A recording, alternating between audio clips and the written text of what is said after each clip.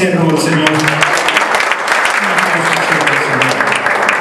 Hermano Gustavo, quiero desearle desde el fondo de mi corazón que el Señor le bendiga, que el Señor le dé sabiduría y que le dé mucha agilidad de ideas para que usted pueda transmitir.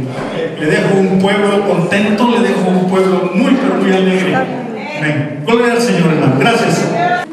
Saludos de mi parte, saludos de parte de mi esposa también, que ahora tenemos allá. Gracias al Señor. Vamos ahora, cierre sus ojos. Bendito Dios, gracias te doy por esta hermosa oportunidad de presentarme delante de ti y de tu pueblo, Señor, para poder compartir, Señor, cosas hermosas de tu palabra que todos necesitamos. Perdona, Señor, en primer lugar todos nuestros pecados. Reconocemos que fallamos, que somos débiles, pero reconocemos también que tu gracia y tu amor es infinito y nos cubre, Señor.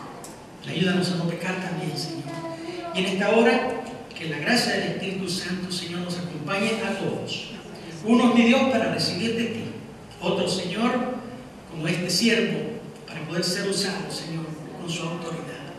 Pon tu gracia, Señor, pon tus palabras y tus pensamientos sobre mi persona, para que no sea yo, Señor, que seas tú el que exprese, Señor, lo que tienes para el pueblo en esta hora.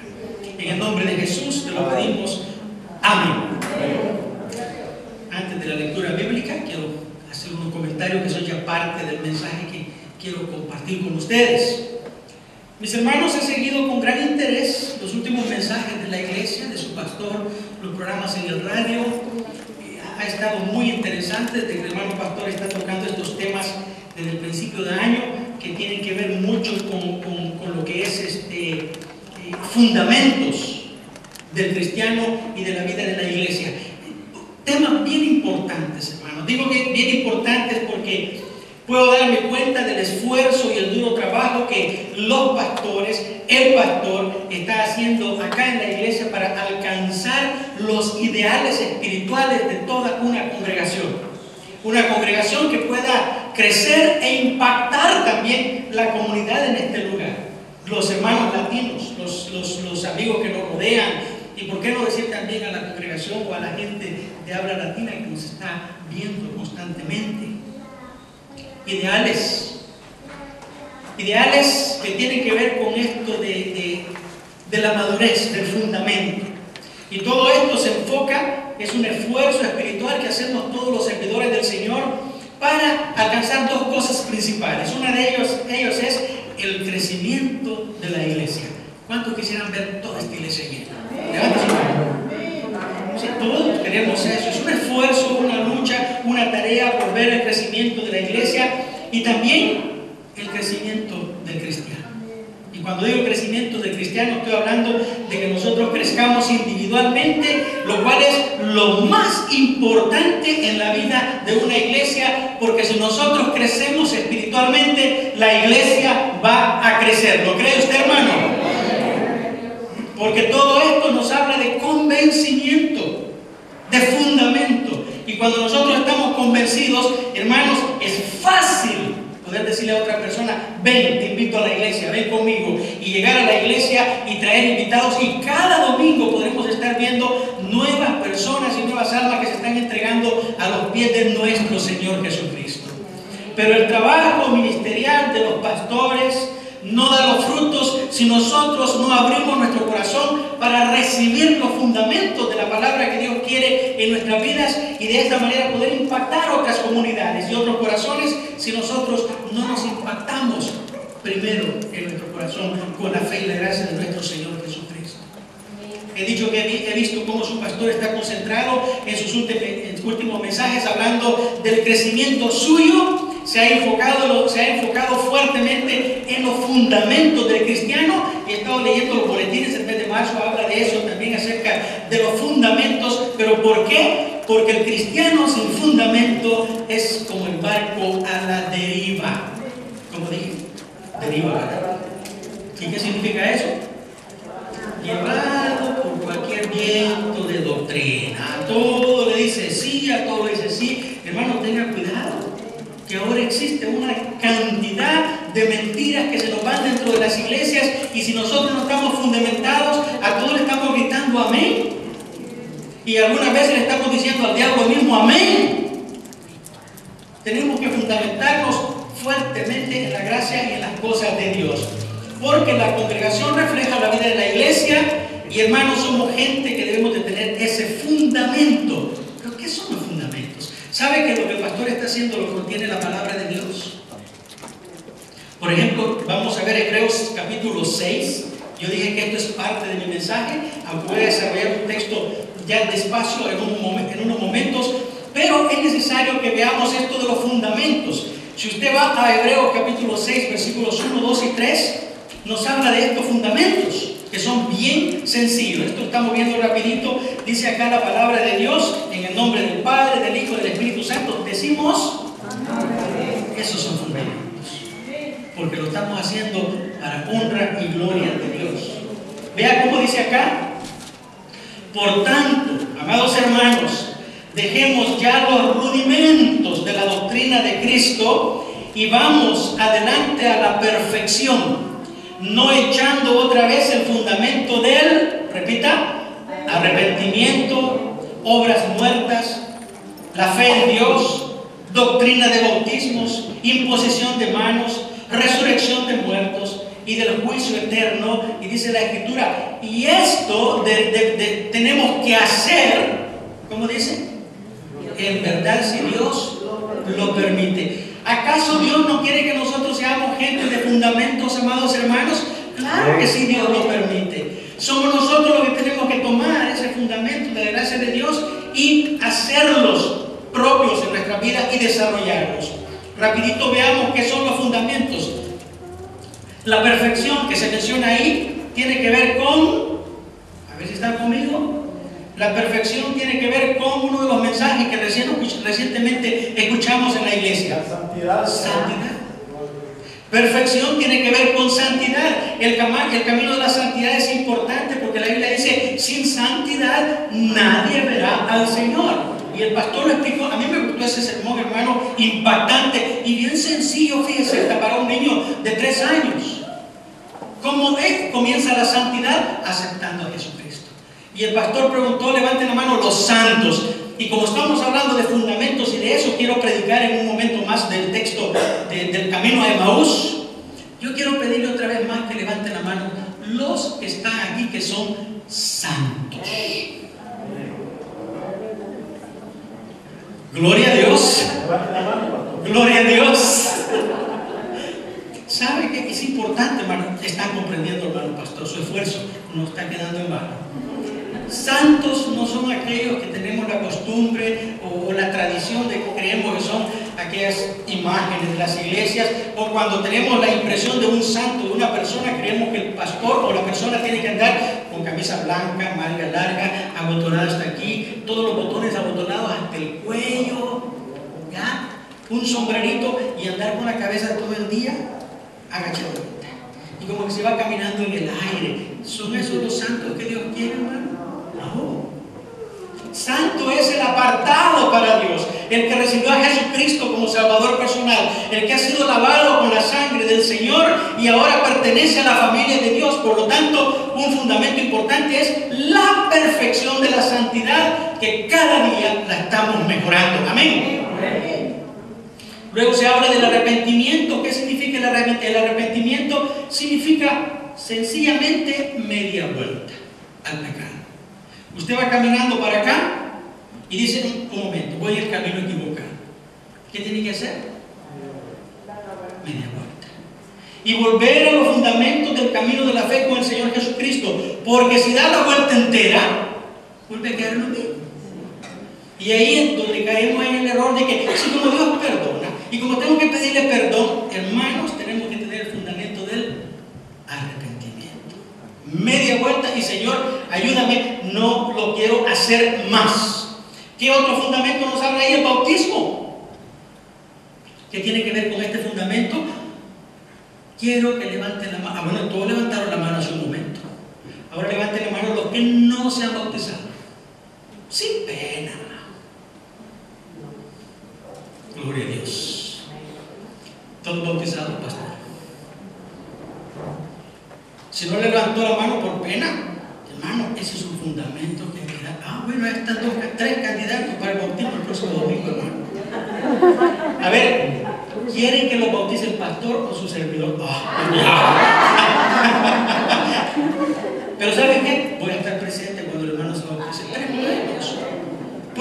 bautizarse, hermano, preparar ese fundamento. ¿Qué significa el bautismo de la doctrina? El día que me convertí a Jesucristo, yo morí a la vida antigua. ¿Qué se hace con los muertos? El bautismo es que sepulten a la persona que murió al pecado y cuando sale del agua representar una nueva vida en Cristo Jesús, Señor nuestro. El bautismo es un testimonio para toda la congregación de que nosotros hemos nacido de nuevo y es un testimonio delante de Dios de nuestra fe. Fundamentos son cúmplidos. Luego, hermano, la imposición de manos. ¿Qué tiene que ver este fundamento con la imposición de manos? Hermano, hasta cierto punto estos son legalismos. Que si los cristianos andamos peleando sobre quién tiene que imponer las manos, si el pastor, los diáconos, ¿cuántos santos hay aquí? Pongan las manos, hermanos. Porque la Biblia dice que la fe de oración puede mucho y la fe levantará al enfermo. Entonces, ¿quiénes tienen la autoridad para imponer las manos? ¿No son los santos, hermanos? Amén. Háganlo con fe. Dejémonos de los legalismos. Hagamos las cosas que Dios manda que nosotros hagamos. Luego la resurrección.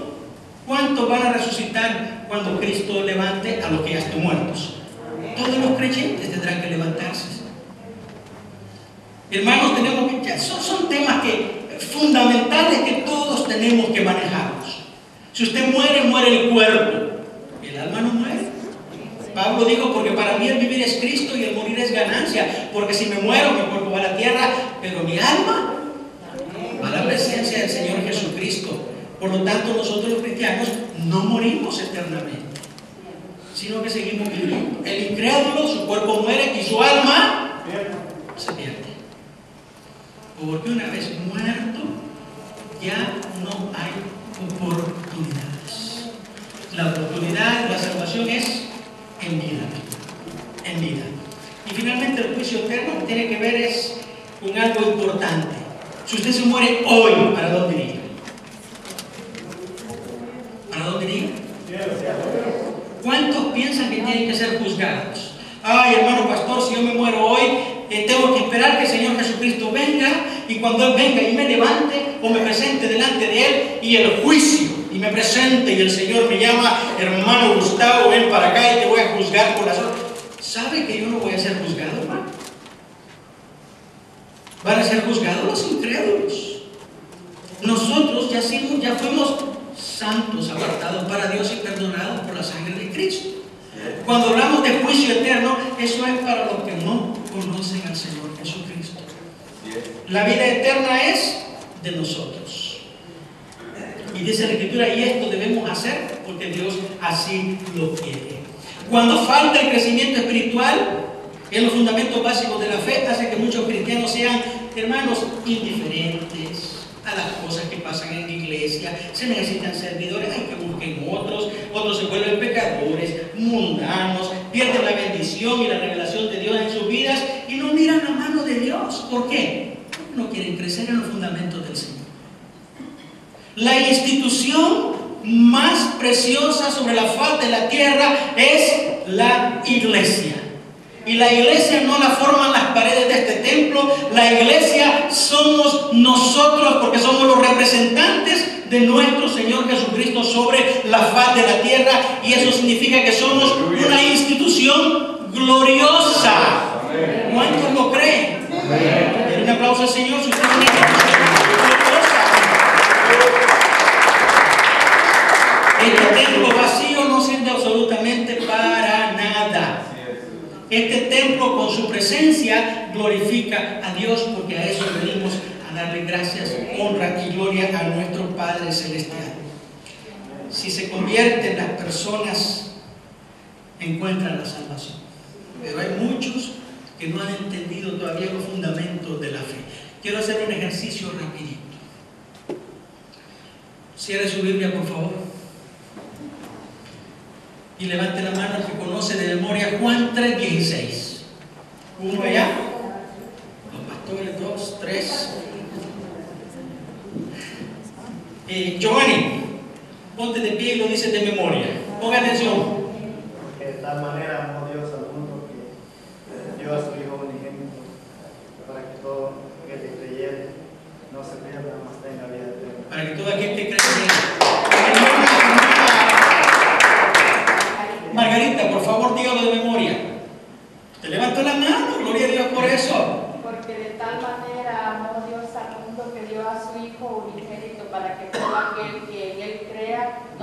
pierda, mas tenga vida Para que eterna. todo aquel que en él crea.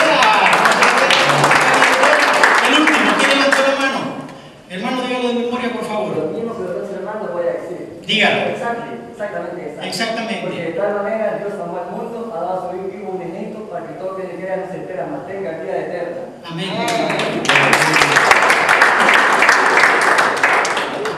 Los tres se equivocaron en el texto. Todos están hablando del tiempo futuro, ¿no se fijaron? Fíjense ustedes los detallitos de la doctrina de la fe. No se sientan mal por esto, es una pequeña corrección espiritual. No es para que todo aquel que en él creyera. La Biblia dice, porque de tal manera amó Dios al mundo que dio a su Hijo unigénito para que todo aquel que en él cree, tiempo presente, no se pierda, mas tenga vida, para que todo aquel que en él, ¿cómo es en inglés? For God so loved the world that he gave his only begotten Son, for whosoever believes in him shall not perish, but have eternal life. En inglés está hablando en tiempo presente también, para que todo aquel que en él cree. ¿Por qué? Porque la promesa de la salvación es ahora, ¿verdad? Usted cree ya y usted es salvo. Ya. Si yo le digo que mañana va a creer, entonces se muere ahora. Para que todo aquel que en un futuro crea, ese no tiene chance. El fundamento de la fe es eso, de que somos hijos de Dios ahora. Así que es una pequeña corrección, amados hermanos. No se preocupen que en todas las iglesias pasa esto. No se preocupe que hasta pastores lo predican así. ¿Verdad que pasa, hermano Morris? No digo que. Pero no se preocupe que también hasta pastores pasan estos errores. Ya lo veo bien serio, hermano. Si lo que queremos es llevarlos a los fundamentos de la fe en el Señor Jesucristo. Amén. Iban dos hombres caminando en el camino a Emaús. De eso quiero predicar. Pero antes quiero que le quite lo serio. Iban dos amigos al pleno mediodía en el camino. Tenían sed, tenían hambre, iban conversando, el sol cada vez estaba más fuerte, no llevaban comida, uno de ellos llevaba una naranja en la bolsa. Y comenzó a pensar y dijo, ¿la saco y me la como? Ay, pero le tengo que dar un pedazo de esto. Y si le doy, ni él se va a saciar, ni yo tampoco, así que mejor la guardo para más tarde. Pero en el camino no se aguantó. Y dijo, no, dijo, ya la sed que está haciendo el hambre.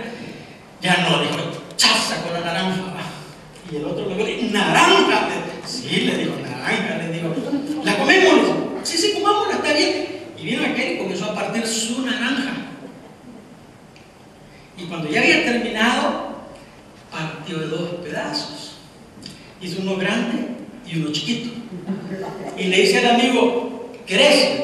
Claro que sí. Le dice, vamos a agarrarle. Dice, ¿cuál querés? Y viene aquel y agarró el pedazo grande y le dio el pedazo chiquito. Se las comieron y siguieron caminando. Ya que él iba pensando, mi naranja, yo la traje, la pelé, la partí, le ofrecí y de repente me quitó el pedazo más grande. No se aguantó y le dijo, mira, le dijo, vos como sos, ¿verdad? ¿Por qué? Le dijo. Pues sí, imagínate, usted ya venía casi molesto. Mira, le dije, yo traje una naranja, le digo, la partí, la pelé, te ofrecí un pedazo, y siendo aún así, te comiste el más grande, le dice. Y le dice el muchacho, y si la naranja hubiera sido mía, y yo la parto, la pelo y hago dos pedazos, un grande y un chiquito, ¿cuál lo hubieras agarrado vos? Ah, yo hubiera agarrado el chiquito, y no es el te dejé, pues, le dijo.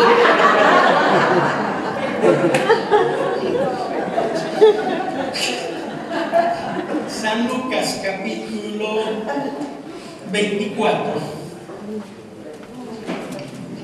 Así deberíamos de ser los cristianos de astutos, ¿verdad, hermano?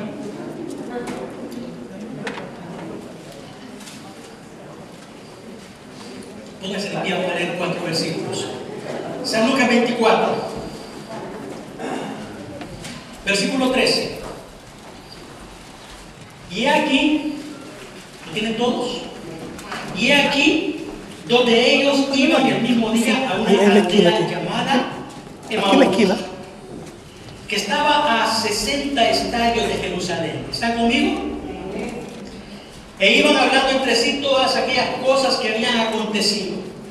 Sucedió que mientras hablaban y discutían entre sí, Jesús mismo se acercó y caminaba con ellos. Mas los ojos de ellos estaban velados para que no le conociesen. Versículo 17 juntos. Y le dijo: ¿qué pláticas son estas que tenéis entre vosotros mientras camináis? ¿Y por qué estáis tristes? Puede tomar asiento, hermano. Ya vamos a estudiar el texto. Vamos a ver este texto de manera expositoria. Eso significa de que vamos a estudiar el texto que hemos leído, más lo que continúa.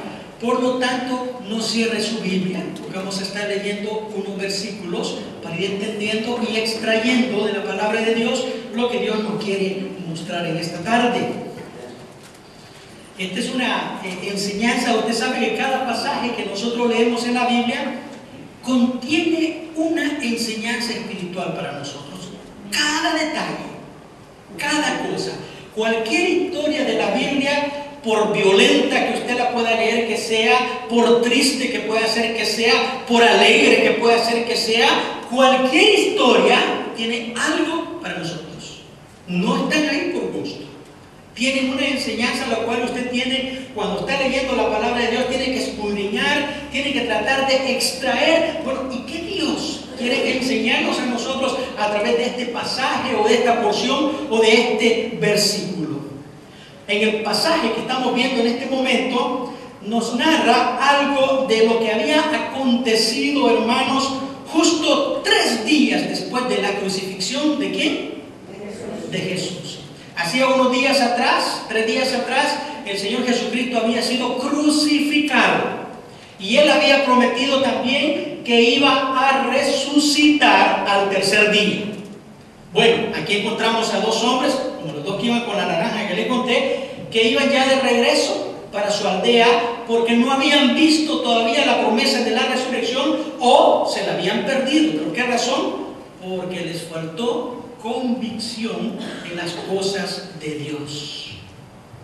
Esta es la historia de esos hombres que les faltó fundamentos. Por eso comencé hablando al principio de fundamentos, hermanos, porque tiene mucho que ver con esta historia.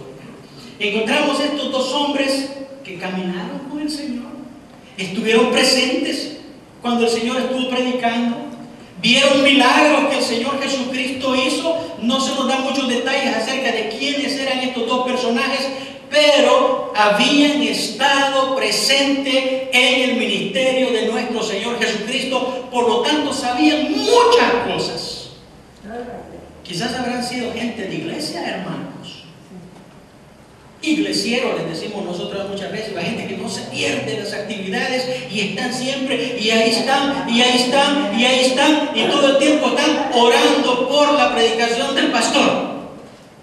Usted sabe que hay personas siempre en la iglesia que cuando se está cantando están alegres, cuando se dan los anuncios están alegres, cuando se ofrenda se distraen, y cuando predican se ponen a orar. ¿Sí están siempre con la cabeza así? Y cada vez que el pastor está diciendo algo, sí, pastor, sí, pastor. No captan nada. Porque están presentes, pero no están en las cosas que deben de estar. Cuando venimos a la casa del Señor, nosotros tenemos que venir a estar en la presencia del Señor Jesucristo. Y hermano, haga un esfuerzo. Haga un esfuerzo. A veces el calor es fuerte, es pesado, pero hay que hacer un esfuerzo para poder captar los fundamentos que nos tratan de enseñar. ¿Cuánto tiempo cree que se gasta el pastor en preparar un mensaje? Yo le estoy hablando por experiencia, hermanos. Hay mensajes que uno los termina en una semana. Hay mensajes que uno los prepara en 5 minutos, aunque no lo crea. Pero hay mensajes que nos lleva un día, 2 días, miércoles, jueves, viernes, y están las ideas, las cosas que Dios va poniendo y cambiando y agregando. Y Señor, ¿cómo presento este mensaje? Señor, ¿cómo le transmito a la congregación? ¿Le pasa eso, pastor? Y algunas veces todavía el sábado a la madrugada el Señor nos levanta y nos dice, cámbiame esto. Este mensaje me pasó muchas veces esto. Quiero que cambie esto, quiero que adapte esto. Y hasta me dijo que les contara lo de la naranja. Crean que fue lo último que le puse, porque yo sabía que iba a estar bien serio. Y dije, Señor, ¿y qué hago para que puedan estar contentos? Bueno, vamos a hacer una pausa entre medio. Hermano, aproveche la bendición del esfuerzo de lo que Dios está haciendo con el siervo que ha puesto en la iglesia para poder transmitirle a usted y usted logre alcanzar los fundamentos de la fe, porque los siervos no somos eternos.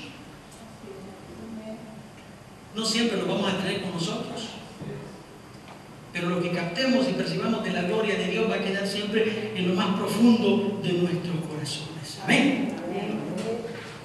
Cuando el Señor Jesucristo estuvo predicando en la tierra durante sus 3 años de ministerio terrenal, usted sabe que comenzó a predicar apenas haciendo discípulos. Pero su ministerio fue creciendo y creciendo y creciendo, y la fama del Señor se iba engrandeciendo, y cada vez había más seguidores y más seguidores y más seguidores y más seguidores. La Biblia nos dice, y los discípulos se multiplicaban. ¿Ha pensado usted qué clases de personas había en todas las que seguían al Señor Jesucristo? Aquí encontramos 3 tipos de personas bien básicos, bien fundamentales, que nos muestra que existe todavía hasta hoy en nuestro tiempo. En primer lugar, encontramos a los que buscaban a Jesús por necesidad. ¿Cómo dije, hermanos? Se nos acerca a alguien y dice, ay, fíjese que el doctor me ha dicho que a lo mejor tengo un cáncer, o fíjese que mi hijo está en las drogas, o fíjese que mi matrimonio está por separarse, o fíjese que mi esposo me pegó. Yo no sé si les pegan aquí, pero que no, porque qué fundamentos. Y todas estas cosas, y viene alguien buen cristiano, de buen fundamento, le dice, mire, busque a Dios, vaya a la iglesia, pero viene no por buscar a Dios, sino por solventar los problemas. Y eso pasa, hermanos, en las iglesias. Cuando el problema está fuerte, está grande, nos aprieta el zapato y ya no aguantamos, corremos a la iglesia. Y el resto del tiempo desaparecemos de la iglesia. No se nos mira en las cosas del Señor. Cuidado con ser personas de las que buscan a Dios por necesidades. Es mejor buscar a Dios preventivamente que lamentativamente. ¿Sabe lo que es buscar a Dios preventivamente? Esté con Él todo el tiempo, para que Él lo proteja de las cosas que vienen adelante. Y no lo busque cuando ya tiene los problemas, porque sus oraciones van a ser, Señor, sácame de este problema. Mejor búsquelo y dígale, Señor, protégeme de los problemas. Segundo tipo de personas que encontramos que caminaban siguiendo al Señor Jesucristo, ¿quiénes cree usted que eran? Había muchos que buscaban a Jesús porque querían un rey político para su nación. ¿Quién gobernaba en Jerusalén, hermanos, en el tiempo del Señor Jesucristo? Roma. ¿Se recuerda usted que cobraban impuestos altos? ¿Se recuerda usted que aquí andaba, quién era el que cobraba impuestos? Muy bien, Zaqueo. La gente estaba oprimida, no aguantaba cómo poder quitarse la opresión romana. ¿Están conmigo? Y cuando comenzaron a ver la fama del Señor Jesús y el crecimiento del Señor Jesús, muchos de sus seguidores, la Biblia nos dice que se fueron agregando porque esperaban. ¿El qué esperaban, hermanos? Esperaban un líder político o un rey político para que los pudiese sacar de la esclavitud de los romanos. A lo mejor este Jesús sea el que levante un ejército. A lo mejor sea él que levante una rebelión contra Roma. Y allá estaban siguiendo al Señor Jesucristo. ¿Será ese el tipo de personas que Cristo quiere que nosotros seamos, hermanos? ¿Simplemente un Dios que nos saque de los problemas y de las dificultades? ¿O tenemos que buscar a Dios por lo que Él es? Había otro tipo de personas también, el tercero, que eran los que buscaban al Señor Jesucristo porque reconocieron que Él es el pan de vida. Porque reconocieron que Él es el camino y la verdad y la vida. Y que nadie iba al Padre si no es por medio de Él. Son las personas que reconocieron la gracia de Dios cuando le entregaron su vida recibiéndole como Salvador personal, porque querían tener vida eterna. ¿Por qué buscamos a Dios todos nosotros, amados hermanos? Ubiquémonos en una de estas tres cosas. Y yo siempre le digo al Señor, Señor, ¿por qué no en esta tierra de Australia poder levantar una congregación grande? Aunque sea, Señor, así nosotros los latinos, que somos morenitos pero bonitos y chulitos, ¿por qué no levantamos una congregación grande? Y sabe que el Señor nos dice, esfuércense. Josué 1:9, mira que te mando que te esfuerces y seas valiente. No temas ni desmayes, porque aquí Jehová tu Dios estará contigo. A donde quiera que vayas, dice la Biblia, y fueres con Él. ¿Por qué no nosotros los latinos no podemos llegar a ser una congregación que el gobierno nos respete? Que puedan los gobiernos decir, esta ley si la ponemos aquí, 1, 2, 3, 4, aquí hay unos 10,000 latinos que si votan en contra de nosotros no ganamos el council o la alcaldía. Hermanos amados, usted sabe que tenemos el problema en Australia de que están queriendo legalizar el matrimonio entre personas del mismo sexo. ¿Qué estamos haciendo nosotros? ¿Cuántos son los parlamentarios? 150. ¿Verdad que sí? Lo único que necesitamos es que 76 digan sí. Vaya. ¿Y nosotros qué hacemos los latinos? Digámoslo así, nosotros la iglesia, ¿qué hacemos? ¿Están conmigo, hermanos? Decir amén, ¿verdad? Y usted sabe qué significa amén, ¿verdad? Así sea, así. No, hermanos. Siga mi página web y he encontrado una sección que se llama I Support Marriage. Yo apoyo el matrimonio. Génesis 2:24. Abramos nuestras bocas, hermanos. Hablemos. No seamos iglesia que simplemente el pecado se nos impone así como usted. En el versículo 13 del texto que leímos, vamos a ver y extraer algunas enseñanzas expositorias de lo que es la palabra de Dios, porque caso contrario, amados hermanos, vamos a terminar caminando solitos en el camino hacia Maús. Hacíamos ahí como cualquier barco a la deriva, como dije al principio. Dice el versículo 13, he aquí dos de ellos. ¿Dos de quiénes, hermanos? ¿De los seguidores de quién? Dos personas que habían estado en el ministerio del Señor Jesucristo. Dice acá, iban el mismo día para una aldea llamada Emaús, que estaba a unos 70 estadios. Emaús es un lugar en Palestina. No se nos dan muchos datos acerca de esta ciudad de estos tiempos, pero por ahí estaba a unos 60, 70 estadios según la distancia bíblica. Y estos dos hombres, después de la muerte de Cristo y la crucifixión, unos 3 días después dijeron, se acabó todo, vamos para la casa. Y se encontraron estos dos que iban camino para Emaús. Usted sabe cómo iban ellos, hermanos, muy desalentados, muy desorientados. Y fíjate que fuimos a la iglesia y en vez de edificarnos, enojados salimos. Ay, ¿por qué no? Es que el pastor estuvo tirando. ¿Sabe? Yo aprendí una cosa muy linda, pero muy linda. Cuando yo no predicaba y comencé de congregación, yo salía bravo todo el tiempo. ¿Y quién le cuenta a este maestro todos mis problemas? Pues? ¿Y quién le dice? Pues? Bien informado, lo tiene toda la gente. Poco a poco me di cuenta que no, fíjense. Sino que en Eclesiastés dice que las palabras del predicador son como clavos hincados en las rodillas de las personas. Y dije, no es que sepa, es que Dios es el que nos habla a través de su palabra, y a veces nos toca acabar en la llaga, en los problemas, y entonces en lugar de recibir el mensaje de Dios, nos vamos para la casa como que vamos para Emaús, defraudados, desorientados,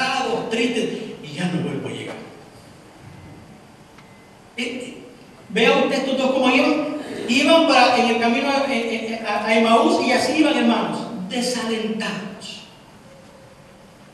Algunas veces porque las promesas de Dios no llegan a nosotros cuando las queremos. Tenemos peticiones, tenemos cosas que le estamos pidiendo al Señor, y el Señor, mire, nunca dice no. Y eso que le quede bien claro. Él siempre dice sí, pero lo que es su voluntad. Lo que es su voluntad.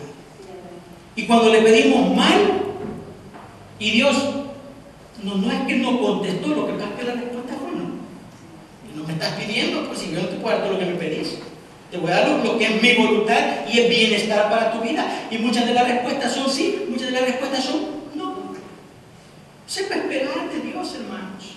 Cuando vienen a los caminos de Dios, sepa que van a haber sí, sepa que van a haber no, pero no se desaliente.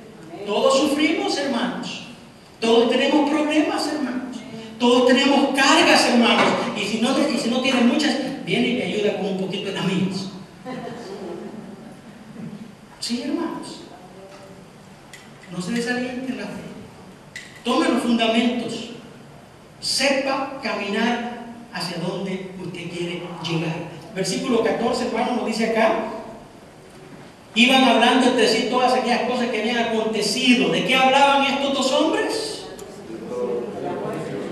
La muerte del Señor, lo que había sucedido, cómo lo llevaron en la cruz, cómo caminó por la calle, cómo lo clavaron, cómo le pusieron la lanza en el costado, toda la historia. Y te acordás que levantaba muertos, y te acordás que hacía milagros, y te acordás que él decía que era el camino, la verdad y la vida, y te acordás que bonitos los sermones, te acordás que la regañaban de las iglesias, y mira pues, ¿y ahora dónde está el Señor?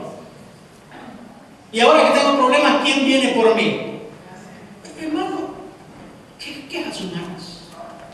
Quejas humanas por falta de fundamentos espirituales. Habiendo caminado con el Señor, estando con el Señor, habiendo visto los milagros del Señor, hermanos, se perdieron la bendición de la resurrección porque no supieron estar donde tenían que estar. ¿Dónde dijo el Señor que se quedaran? No les digo que el tercer día fueran para Emaús, que esperaran en Jerusalén la promesa de la resurrección. ¿Dónde tenemos que estar los cristianos, amados hermanos?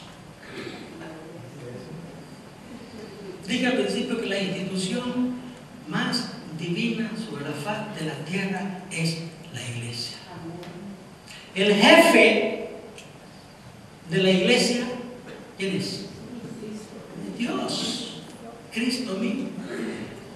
Y el pago que Él nos da a nosotros, bien pagado. ¿Lo cree, hermano? Bien pagado. ¿Qué más queremos nosotros de Dios? Caminemos rapidito al 15. Mientras iban, hablaban, discutían entre sí. ¿Y qué sucedió, hermanos? Jesús mismo comenzó a acercarse. Y miren que no iban simplemente platicando.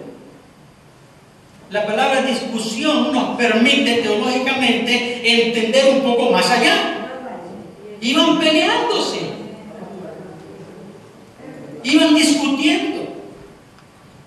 ¿Y vos lo seguiste? Sí, fíjate, yo anduve esperando a ver qué pasaba, y mira qué pasó, nada. Pues yo te dije que no fuéramos, pero vos eres que insistía que mira, que hay que ir a la iglesia, que hay que someternos, que hay que ayudar, que hay que servir. Y mira, ahora pues, iban así discutiendo. Y hubo alguien que se iba, así lo voy a decir con respeto, echando todo el odio. Así decimos los salvadoreños. No sé si otros lo entienden, otras naciones aquí. Alguien iba escuchando tus quejas. ¿Ven el versículo? Iban discutiendo, Jesús mismo se acercó e iba escuchando tus quejas. ¿Cuántos lloran cuando oran? ¿O han llorado alguna vez? ¿Usted cree que el Señor no está escuchando sus quejas?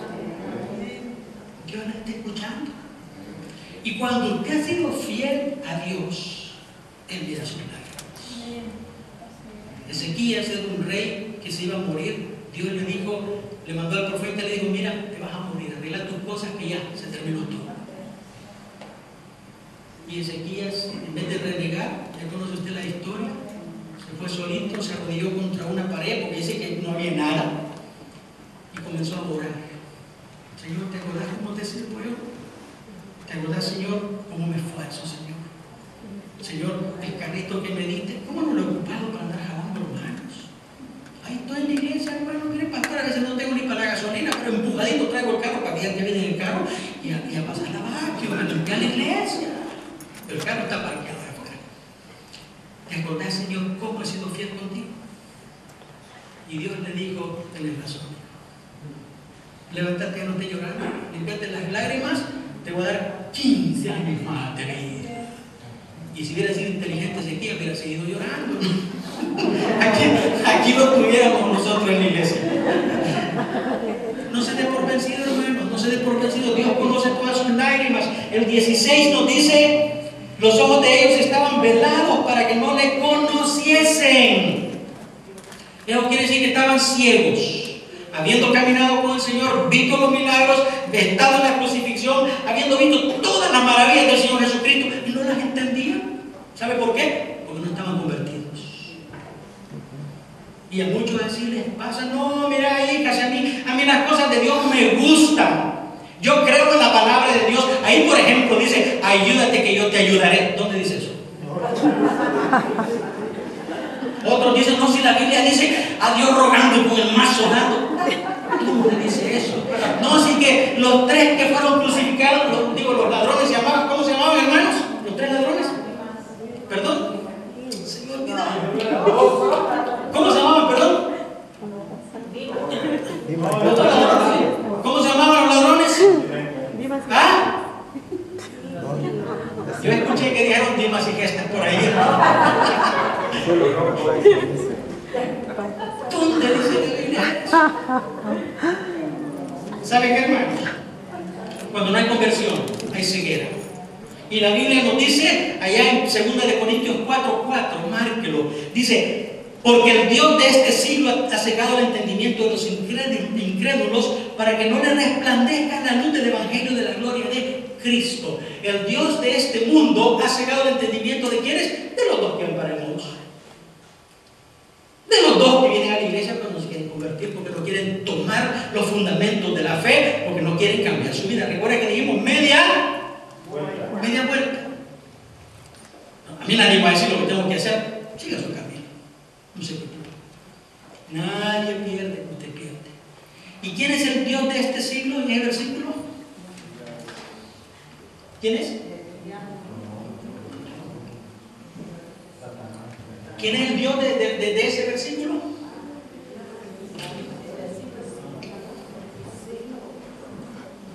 Está escrito con mayúscula o con minúscula. Entonces no es Dios. No es nuestro Dios. Es Satanás.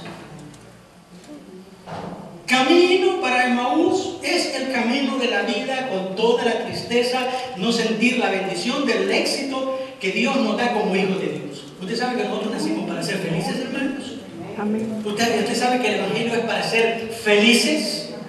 Yo tengo mucho cuidado con el Evangelio. Hoy tenemos en nuestro tiempo una situación que llaman la música positiva. Escúchela, bonita la música. A mí me gusta. A mí me gusta. Pero ¿sabe quién es mejor? ¿Sabe quién nos motiva mejor? Jesucristo.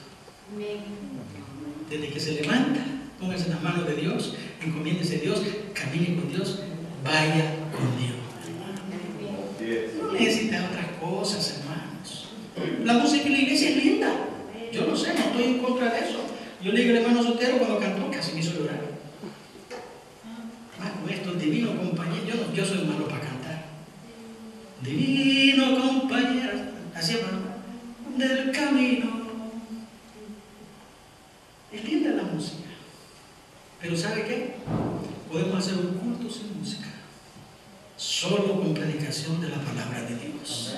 Y nos llenamos como no tiene idea. Como la iglesia que estaba en las cuevas en Roma, cuando los perseguían a muerte, tenían que irse a los túneles y desde ahí, calladitos, hablarse de la palabra de Dios. La música es linda, pero es más lindo mi creer. Cristo. Denle un aplauso al Señor, si lo pueden. Todo el corazón, es poderoso. En el 17 el Señor interfiere en tu vida. Él habla a tu vida.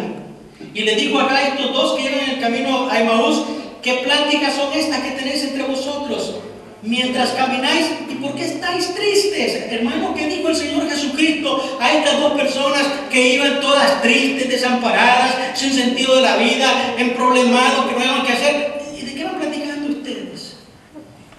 ¿Tus problemas de la vida?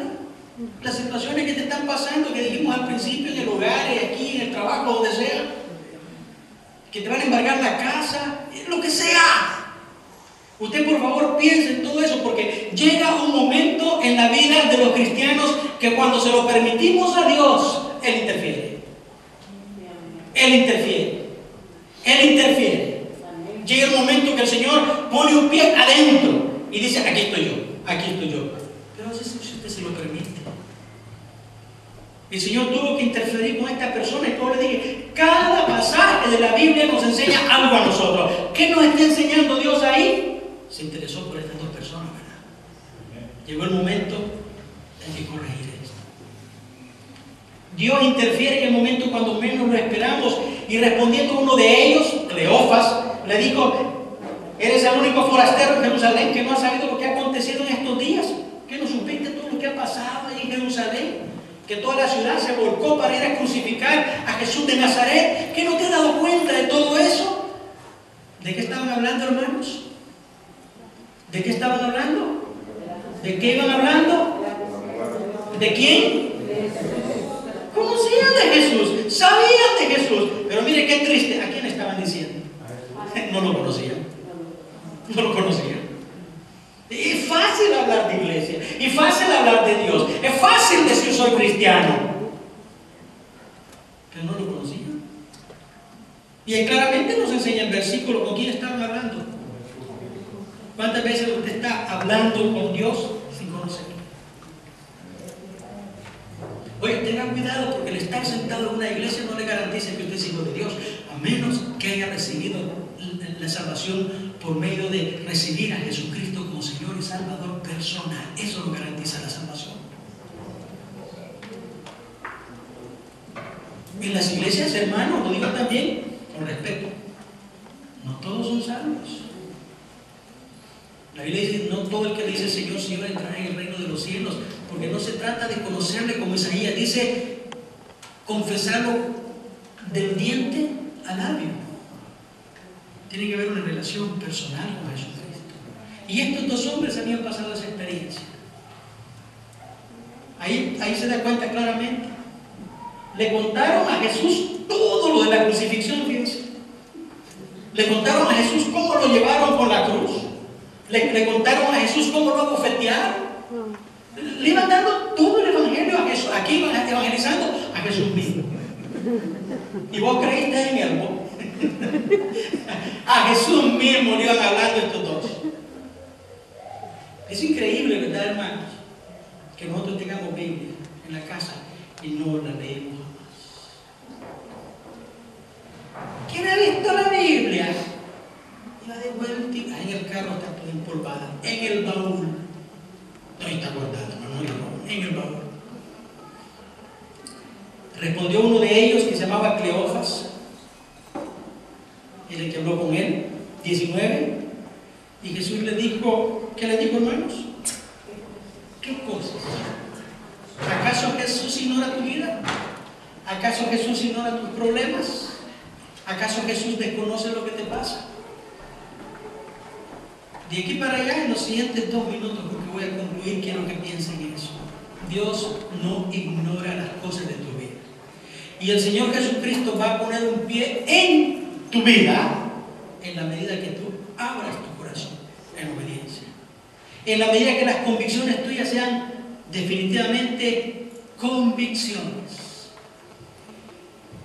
Vemos acá el versículo que estos hombres le dijeron que Jesús era varón profeta, poderoso en palabra. Le testificaron a Jesús del Evangelio, le contaron todas estas cosas.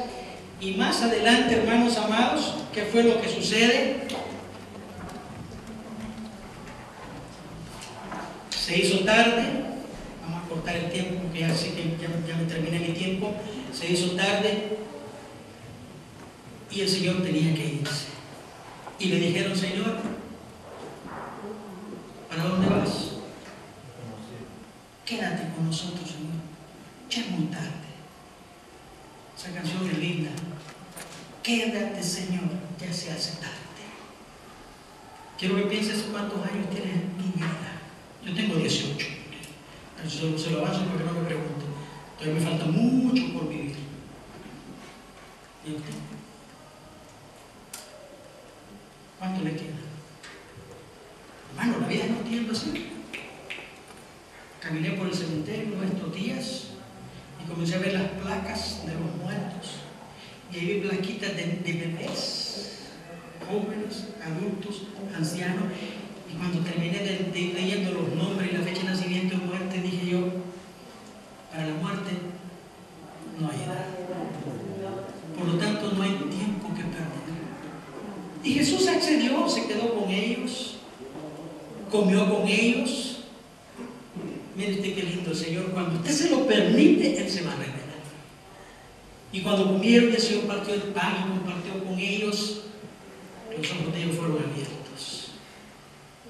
Y se dieron cuenta que el que estaba con ellos era al que ellos mismos estaban evangelizando de Él mismo.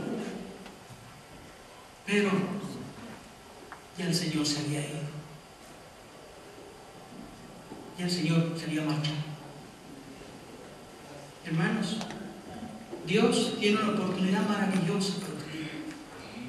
Si usted se la da, Él viene a su corazón. Si usted le permite, Él entra a su vida. Si usted le pide revelación, Él se revela. Si usted le pide milagros, Él hace milagros. Pero todo está en su corazón. ¿Cuánto tiempo más va usted a esperar en su vida?